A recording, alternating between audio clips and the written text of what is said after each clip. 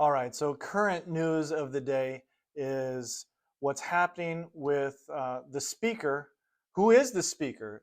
In fact, we've got a pro tem speaker who's setting the agenda, and I'm glad that they have voted today. But let's take a step back and understand what's happened with this fight for who's going to be speaker. First, it was Steve Scalise, and as you can see, that Steve Scalise has scored 58%, which is an F on the Liberty score. Liberty score is, think of it as the best uh, scorecard to recognize if somebody's holding to constitutional conservative values that we the people want, which is basically limited government, not big government, and not out of control spending.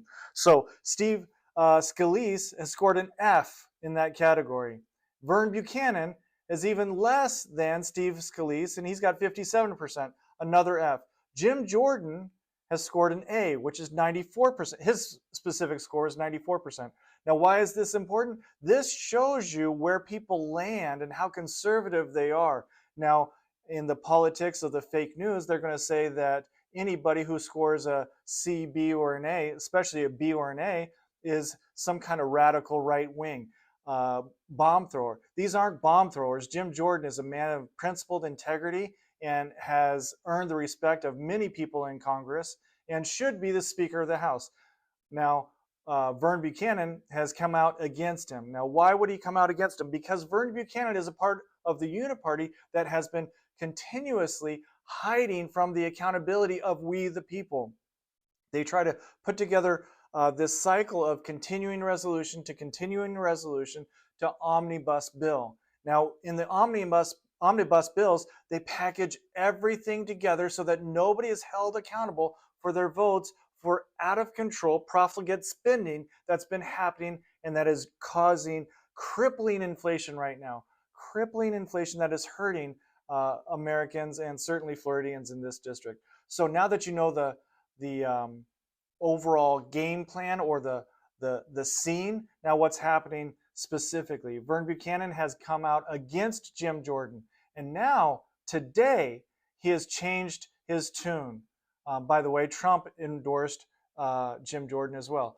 Now, Vern Buchanan, interestingly enough, is coming in support of Jim Jordan, which tells me something. I'm hopeful. I'm very hopeful that this is a good move and that Jim Jordan would be speaker.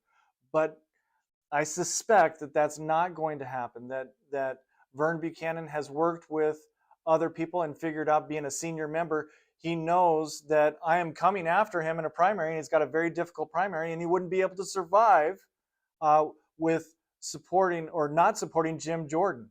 So he's going to push it on to more freshman members of the, I'll just call it the Uniparty, of the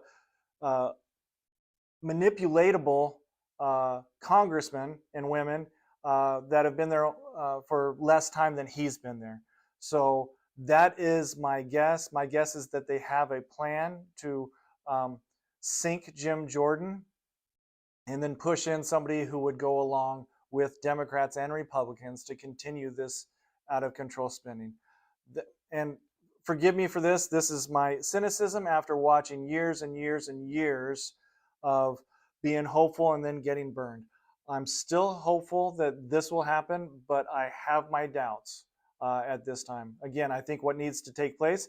But here's the good news. If somebody will primary these rhinos, then there's the pressure that makes them do things like that. And it just makes it more difficult for them to build a coalition, a uniparty coalition, when we the people hold them accountable. So that's the good news.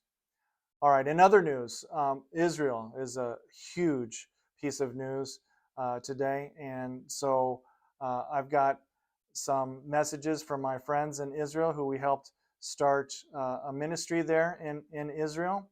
The message that he's saying is that people are settling into basically a paranoid state, but not paranoid meaning living in fear, but paranoid in a way of being on heightened awareness constantly. And they also shared, and this was from the previous message, if you follow me on social media, from the previous message, I said that the public schools are stating that please do not share these horrific messages from Hamas, these terrorists who are putting together hostage videos. So let's not feed into this terror. And they are terrorists, and that is exactly the perfect word, because they feed off of terror. They want you and I, freedom loving people, to be terrified, to give them what they want. Just imagine, well, you don't need to imagine anything. It's just evil. People who cry and whine and want what they want, and then when they don't get what they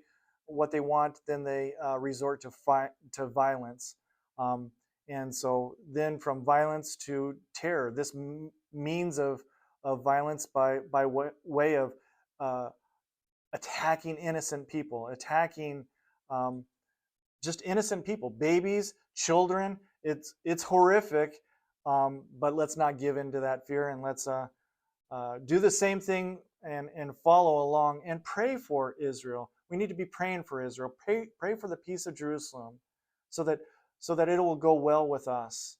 Um, so we need to continue doing that, and also understand that this same evil is attacking our borders. These same terrorists are being let in just an equipping of an invasion right before our eyes. So the attack has not happened yet, um, but forgive me for saying this. I don't want anybody to be living in fear, but at the same time, I think we need to be paranoid and have heightened awareness of the invasion that's happening at our borders. And I am happy with our chancellor of the state university system, Ray Rodriguez, here in Florida, has said, these are difficult times and the free speech remains a fundamental American and Florida value, but Florida laws protect Jewish residents and visitors with unique vigor. These laws must be enforced and our residents protected. Further, we expect the appropriate action will be taken against any student or organization who is found to have violated respective codes of conduct, including expulsion. So I expect many of these students who are calling for the death of Jews in these protests, pro-Palestine, pro-terrorist protests, to be expelled.